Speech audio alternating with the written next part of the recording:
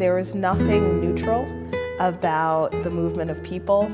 There's nothing apolitical about the creation of music. The important thing is to connect the dots, to look at our history, which is a cultural history unlike any other nation.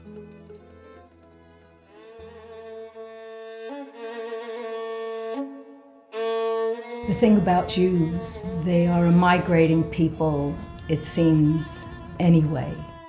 The Jewish people of Eastern Europe, this was a civilization that existed for 1,000 years in Eastern Europe and Russia, continually in a state of tremendous cultural dynamism.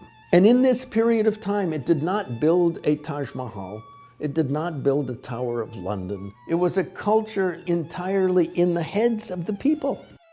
1881 ushered in the era of pogroms and Cossacks coming through towns and slaughtering people. Many people who had their antenna out were understanding that the civilization of the Jews of Europe is coming to an end, and it will be a violent and a horrible end. And if you can get out, get out.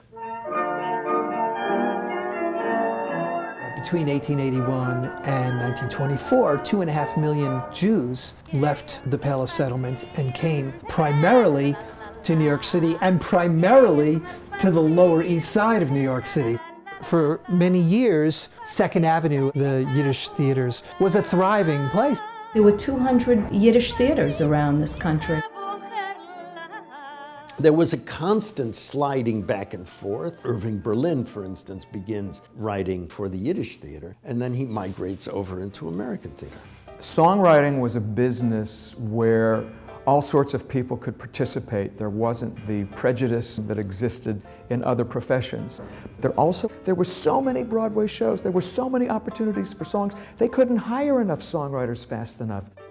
All these writers consciously wanted to express America in their work. They loved the excitement, the pulse of what this country offered at that time. Parents spoke Yiddish between themselves, and they excluded the child because they wanted the child to be an American. On one hand, it meant you were safe. If you're used to being persecuted for being what you are, and then you can blend in, well, let's blend in. Then you have these second generation, Gershwins, Bernsteins, Julie Stein. You can't hardly name an American songbook composer.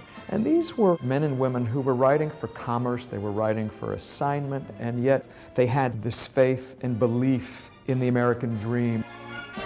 They were inspired on a level that is so extraordinary that we still feel it and get the same exhilaration when we experience it in the music.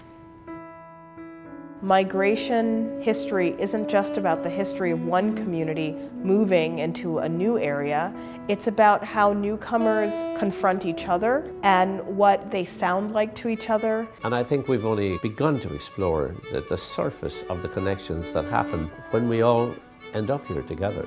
I think that these migrations remind us that there are many American stories, and there is nothing that requires our attention and our care more than ensuring that we are always striving to tell the fullest and most complicated story about our nation.